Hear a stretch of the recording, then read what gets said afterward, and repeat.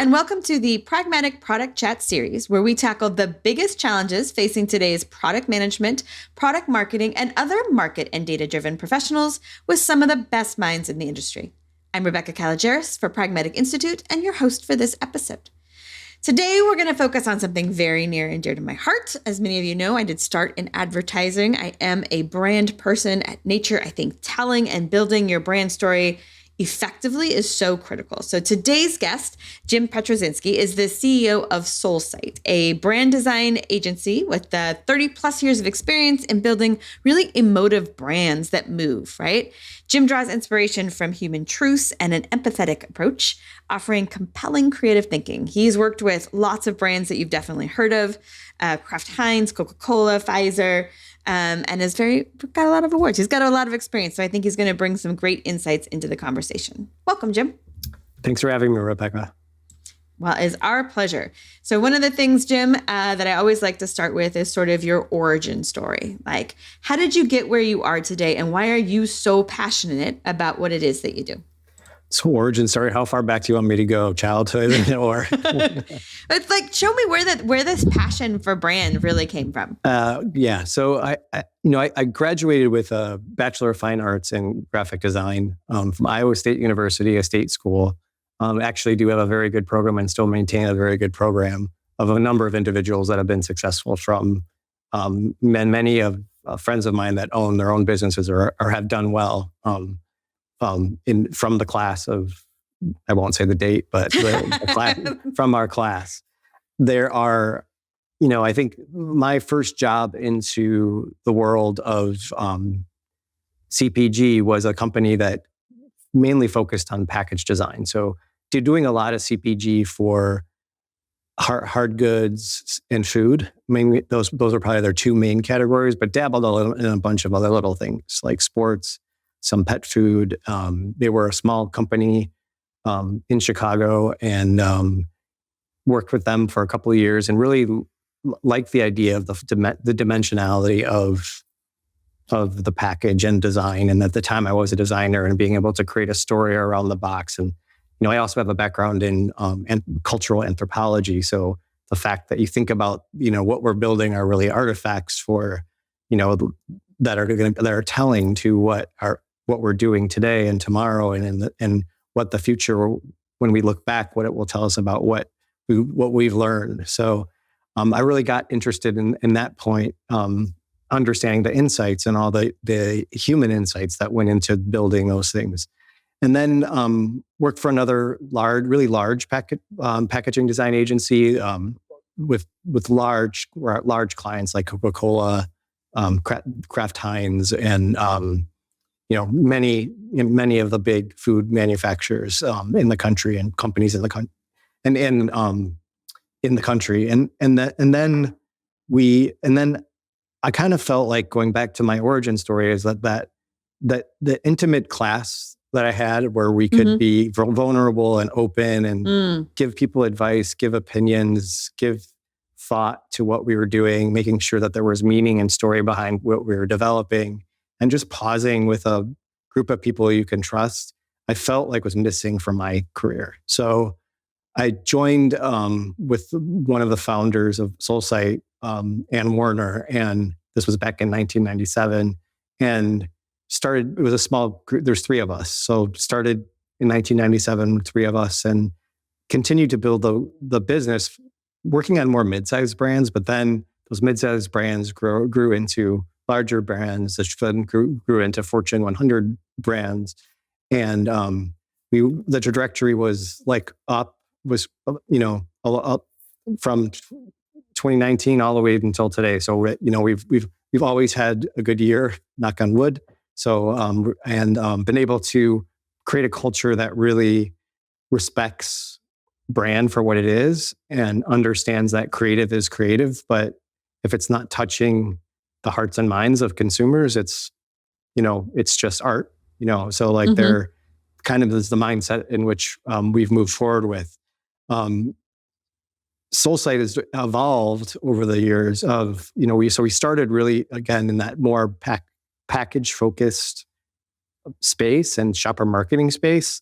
And then slowly but surely move the needle to thinking about us as a brand design agency, so that we are doing the strategic part of creating brands, understanding like what is our positioning, what is our mission, what is our purpose for the brand, and then building the story and the narrative around them, and building platforms, whether it's, a brand repositioning, or a brand can be a brand innovation or a brand renovation. There's a process that's used for, that can be altered slightly in each of those directions. So, over the years, I like to say like SoulSight's been, this is our 27th year. We've been 7 different companies probably along in that time period, where you always have to recheck yourself and, check in and evolve like you do with like going to the doctor every year. Like, what are we doing right? What are we doing wrong? What do we want to evolve to? What are we going after? And, brand was always something that was strong. And like you said, near and dear to your heart, has always been something interesting to us in terms of like a brand can almost become personified as, the same way we talk about people. And a brand is made up of people who are living and working and actors for the brand, and make up how the brand then reacts with whoever the target is, or whoever the C is, the consumer side of things. I don't like to use the word consumer, but whoever that target or human being is touching that brand. Yeah. Well, and I love lots of things about your story, right? One, that the sort of genesis or reason for building your own company was really about building that environment within the organization that really allowed the creativity to blossom by creating a space where there's trust and vulnerability, right? So like, it's really, there's so much sort of emotion and human centeredness in why you built the organization and how you built it, that you also transfer to how you think about brands, right? And I think that's really powerful. And I also really liked that you said, brands that touch hearts and minds. It's not just art, right? So there's a very sort of emotive side to that, and it's touching hearts and minds in a way that move people to action, right?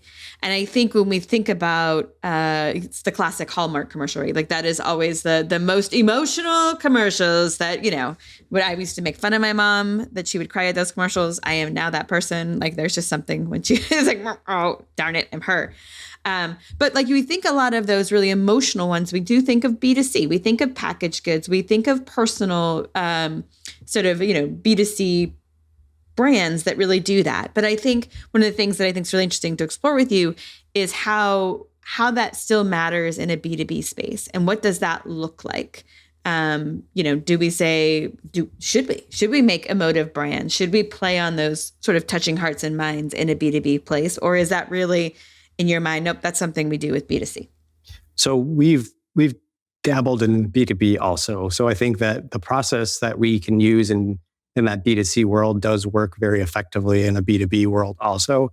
We're talking about people. People are people, whether you are using a service, whether you are you're using a digital asset or working on a digital asset, or, I talked to, you think about your IT provider, and I often say like we outsource our IT and they're remote, and their brand is the person mostly represented by the person that answers the phone and picks up and helps me with an issue or a problem that I have. So what's interesting about B2B is I think you have to go even deeper on what are those values, what are those traits, what's your mission, and make sure that the people that are working for you are really living those when they're having interactions with your clients. So it becomes more of an intimate human to human relationship, even maybe more so than a product to a person. So, like there's more of a person to person relationship. And I think relationships, both in our business and relationships with that brands have with their targets or with culture, become super important. That's a really good, point, right? Because I was thinking about, I think that we forget that it is humans buying B2B products, right? And that they have emotions. And we just think, well, if I just show them an ROI calculator, if it just makes dollars and cents, that's all it's going to be. And it's really more than that. But I hadn't really thought of the extension piece that honestly, most of the products we buy B2C, there isn't a human in between the purchase, right? Or not a human representative of that brand. True. But so much in B2B, especially in the sort of larger enterprise B2B products that most of our listeners sell, there are people, right? People both who sell it, who support it, who may implement it, and figuring out how to activate that brand and bring that brand story and promise, not just from the marketing materials that we think about, but all the way down to how people are interacting and performing their job, I think is, to your point, even more important than in B2B. Correct. I do think so. I think it's something that we pay, when we do get the opportunity to work on a B2B brand, we pay closer attention to, because your brand book becomes more of your, almost like your story of, you want your teams to and the people that are working for you to understand how you got to where you're at, what's important, what ethics do you live by. We talk about ourselves as being a very human first agency, but that doesn't just mean within our agency, it means with the people that we talk to and meet and work with. So they're human beings, they're our clients, but they're still human beings. And they have their own set of, touch points, and they have an SLT or an ELT team that they need to represent and sell upward also within organizations. So a lot of it is all, the brand touches all aspects of that life cycle that the target or the culture doesn't see behind the scenes. Well, and that's interesting too, because I've done more than my share of brand renovations and innovations in my time at clients and at companies, but also we did one at Pragmatic, right? And it's a deep process, and you work very closely with your agency. And there's this team, right, that works really closely, and you produce this beautiful brand book. But this is the danger. It's the same thing we talk about when we're talking about creating positioning documents, which all our listeners do, or even when we create requirements. We went through this process, and every word that we picked in that brand book, in your requirement, has intentional meaning and a whole lot of back meaning to you. It's like I was talking about, it's like an iceberg, right? I gave everyone else is seeing the tip of the iceberg, but every time you say those words, it means to me everything underneath. So those words are really powerful. It is hard if the person who didn't go on all the market visits and didn't have all the background and talk to all the different consumers, and they don't have all that history behind whatever artifact is, right? Whether it's a brand story or a requirement or for them to really sense it the same way, to be able to live it the same way, to have it sort of activated in their mind. So what are some of the ways that you help your clients do that? Take this great artifact that you worked with a small team and really help people understand not just the words on it, but like sort of the essence behind it. Great question. So there's a couple of things that we do depending on how fast we're moving. So one thing that works well, and I'm sure you're well aware of, is if you've worked in the business, is creating some sort of sizzle document that has some more ways to feel the brand, whether that's with music or whether that's with like motion visuals. So it's not as static. And tell us more about the sizzle doc, because I know some, but I don't know it, and I'm not sure all our listeners do. So it sounds fun. We've got music. I'm in. I'm like, oh, so a sizzle doc, it's not a commercial. It's basically telling the story of the brand essence. And sometimes we can pull quotes from different places and different individuals that create so that you can stir some feeling in something. So we talk about emotion, and you feel that emotion through all of your senses, whether it's sight and sound, and sight, sound, touch, smell. So we can create these mini upsell kits to help upsell the brand within an organization that for those senior executives that weren't along the journey and then as part of the creation. The other thing we'll do is we'll create mock-ups, which will show, we may not be working on the billboard advertising or the activation experiential advertising, but we'll show how the brand could come to life in different ways and give ideas on what that would mean when the brand was if it's living its purpose, how should it really come to life in the world, which we call brand world, as part of our process. And it really does help then when you're working on, many of our clients are working with cross-functional agencies, to be able to communicate with more than just words. Yeah.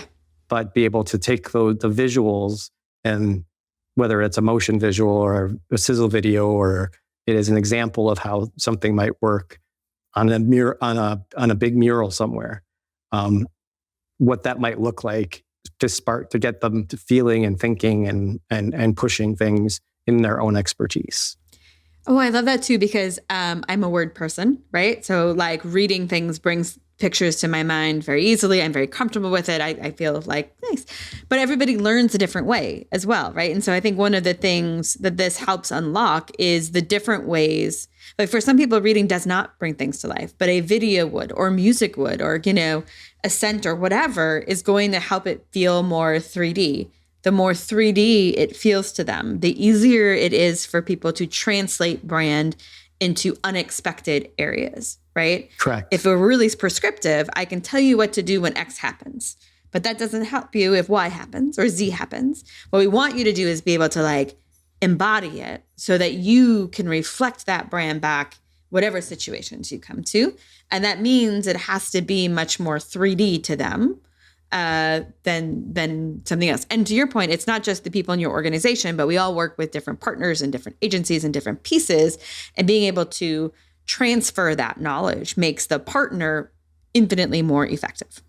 Yeah, I mean, I would say too, a creative agency like ourselves, if you're a writer or if you're a designer or whatever your creative background might be, even when you're doing strategy, you're putting a piece of yourself into the work that's being, moved, like that is being presented to our clients. And there's ownership there, whether you want to believe so or not. There's ownership there that you want to see it succeed. You want to see it grow. You want the people that you're working with you want to support them to help them grow, to help.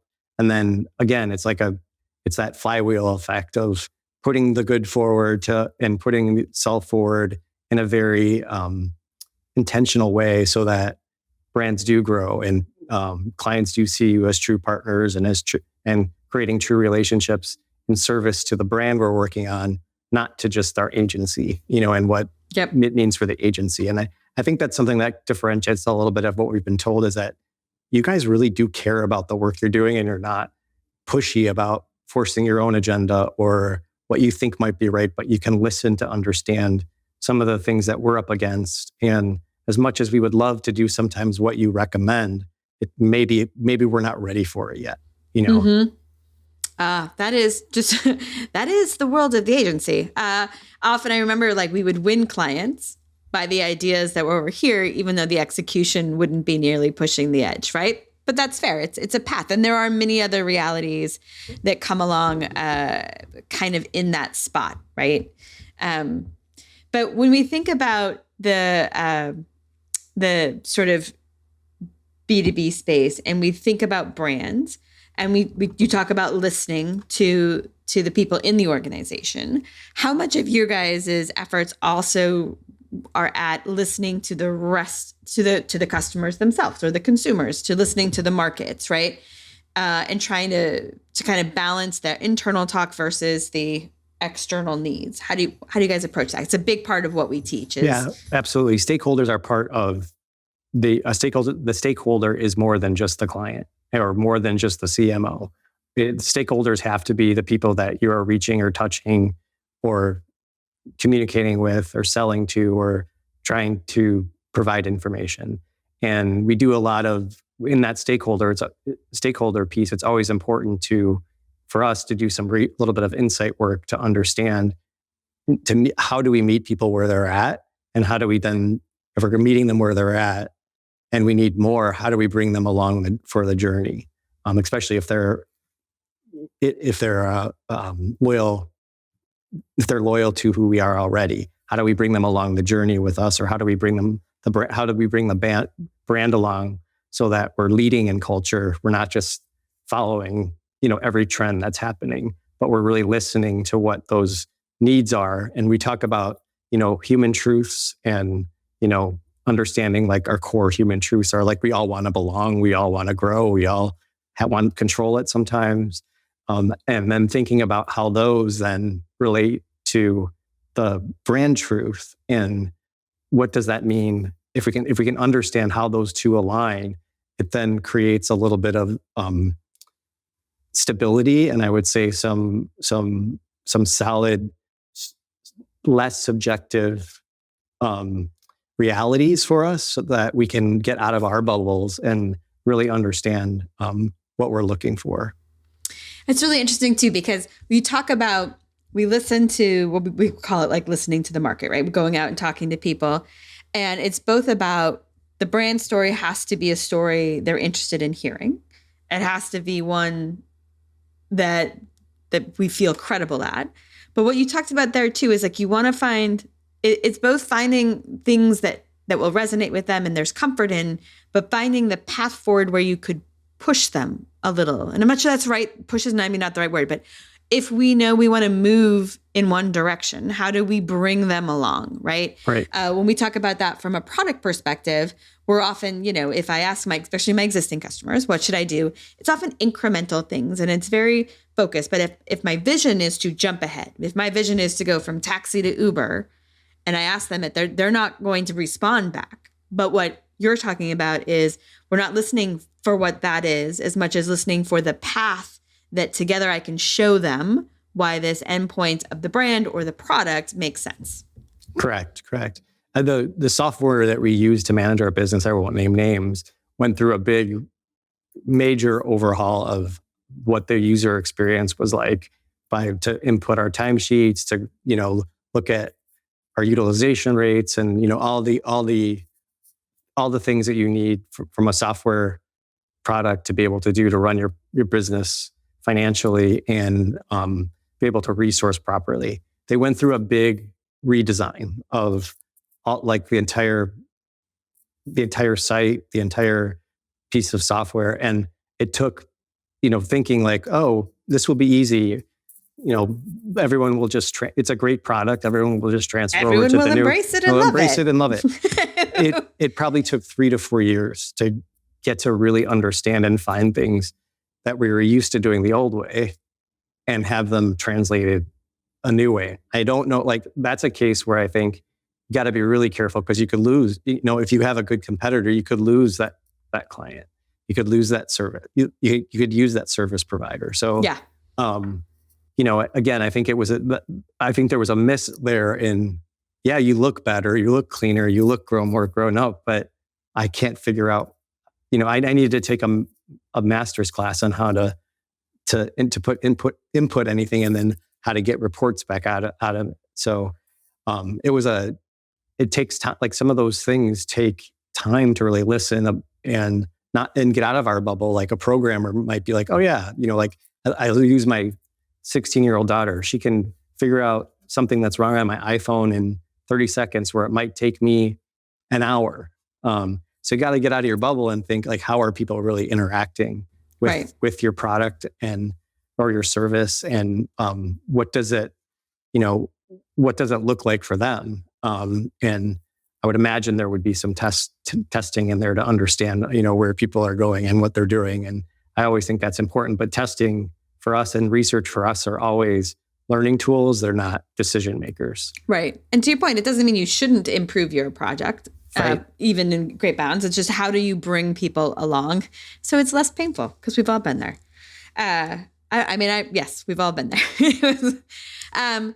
Thinking about, so one of the other things I always like to ask us about is sort of trends, right? Are there trends that you see in the B2B marketing or the branding space that you think are worth exploring? Are there some that could be where you see that's a trend that you should probably just let be?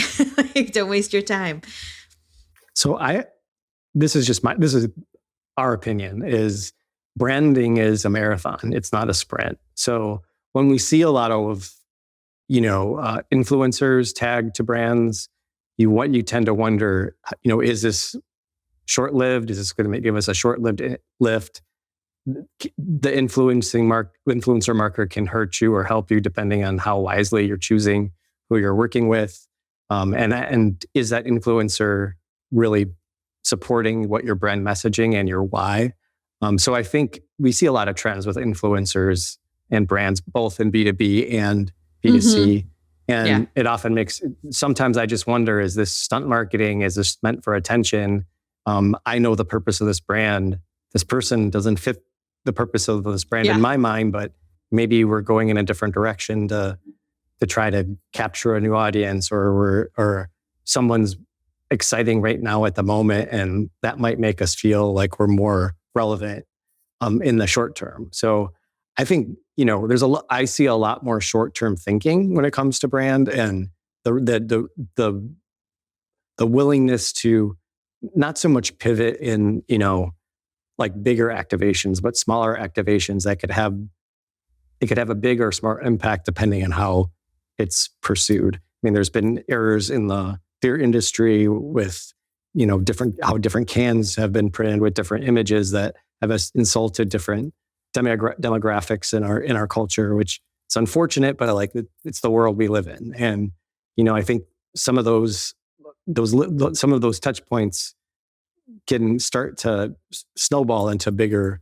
issues or problems if we don't really have that thought out well. There is a lot of endorsements going out, a lot more endorsement type marketing that we're seeing happen. Some I think is really, really great. Some I question too, like, is this a year-long stunt to see what happens? Is this a test to see what happens when we associate with this celebrity or this, I still call them some entertainers, influencers at this time too. So we see a lot of that happening with some core iconic brands.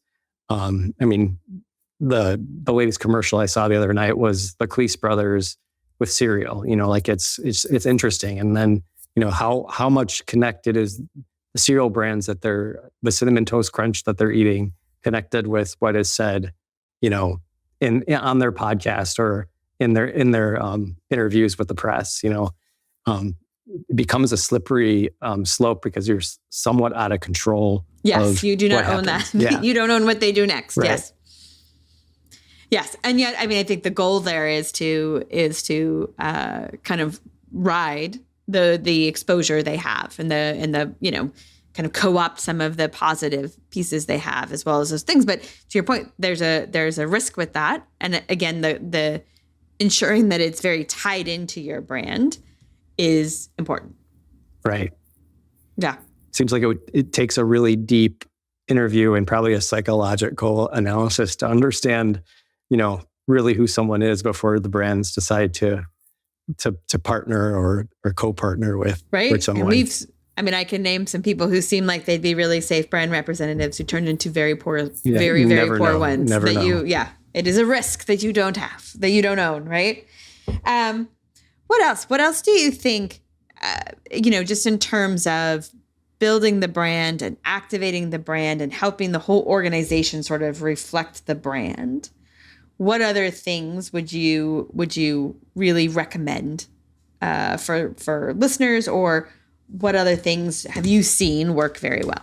So with some of our iconic brands, there's always there's a tension and a risk aversion to like too much change. Yeah. But what we have seen is successful is, especially if it's in innovation or if it's in brand and innovation, learning small, like putting something out into a test market and not having to go big right away. Like, can we invest into a small market, get learning, because learning's at shelf, speaking to CPG at shelf, in a demographic that, and then again, stakeholder interviews, understanding more about what's going on in the market or in the world.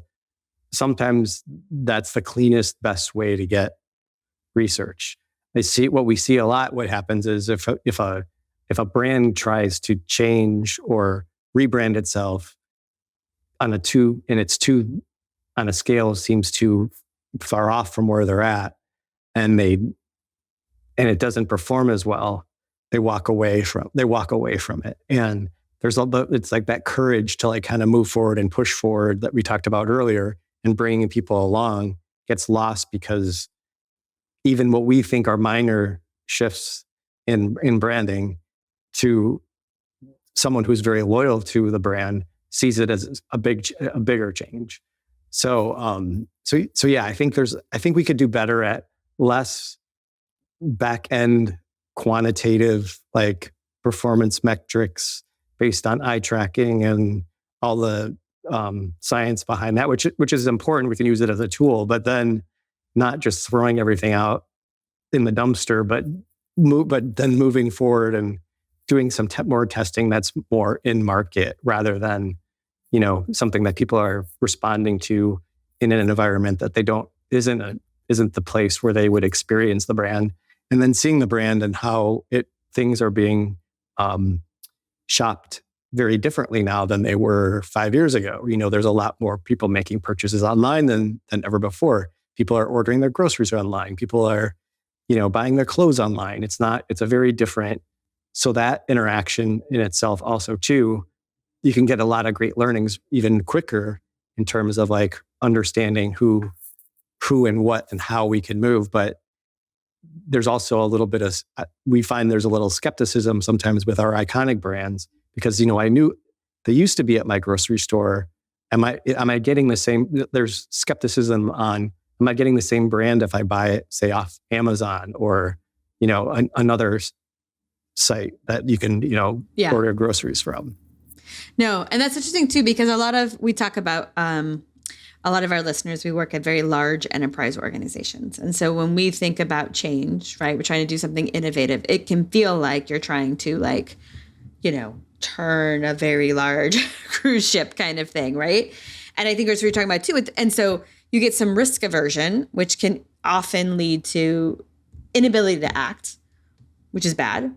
Or you have someone who's like, let's just try it. And that can also cause enormous problems. But finding very smart ways to target specific segments to try the innovation, to try the new branding and get feedback so that you're able to iterate within a space where you're getting good feedback, but again, the risk isn't high. But that's how then you can feel much more confident when you do the bigger change. That's how you can start to build better understanding, but also better buy-in internally. Right. Because you've seen some successes there. I often think in the back of my mind, no matter how successful a brand has been, at one point they were a startup, right? Yes. So at one point someone was thinking really entrepreneurial and thinking about and of course it's probably done in a very scrappy way. So I don't ever rule out the scrappy methods because I think sometimes there are some learnings there that we might disregard because we're looking at for flashy research or expensive research to tell us the direction we're going when, biting things off in small pieces might be a better way to go than, a unveiling of like a major overhaul, that might surprise people along the way. Yeah. All right, Jim, we talked about lots of different things today. If you were going to have our listeners do 2 things differently tomorrow based on what we talked about today, what would that be?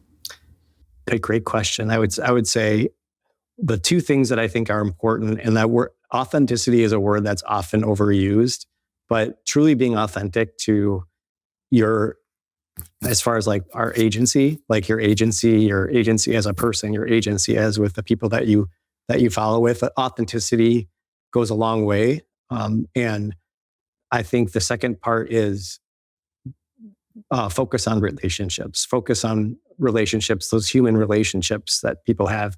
Ask people about their lives outside of work and get to know them on a different level. And I think, that's where I feel a lot of success happens, is getting to know people again, where they're at, and and the needs that they have. And remembering that someone's, daughter was at a study abroad program and you ask how she's doing, goes a long way. I mean, it just shows, I think we just have to remember at times that we're human beings working with human beings, again, to create value, to create, to grow a business. But in the end, the human piece, the people piece is super important. Absolutely. Absolutely. All right. So if people wanted to learn more from you and about you and SoulSight, where should we send them? Our website is soulsight.com. That'll take you to our agency. You can find me on LinkedIn if my name is spelled out in this podcast recording. Yes. I'm probably the only James Pietruszynski in the world. I do have siblings, so you might run into a couple of them. But I'm active on LinkedIn. You can send me a note on LinkedIn, or there on our website. There's a button that if you can find it. That's Let's Work With at SoulSight.com. You can send us a note. That way, I get all of those and get to meet nice folks almost every single day. So, love it. Well, thank you so much, Jim. I really enjoyed having you on and kind of hearing your story as well as the stories of the brands that you've worked with. It's been great. Thanks so much, Rebecca. Great to meet you too, and learn a little bit about your mindset and viewpoints and how you think. All right. Well, that does it today for today's episode. Thank you, everyone, for listening. And don't forget to join us next week when we tackle another great topic designed to help you elevate your product, your company, and your career.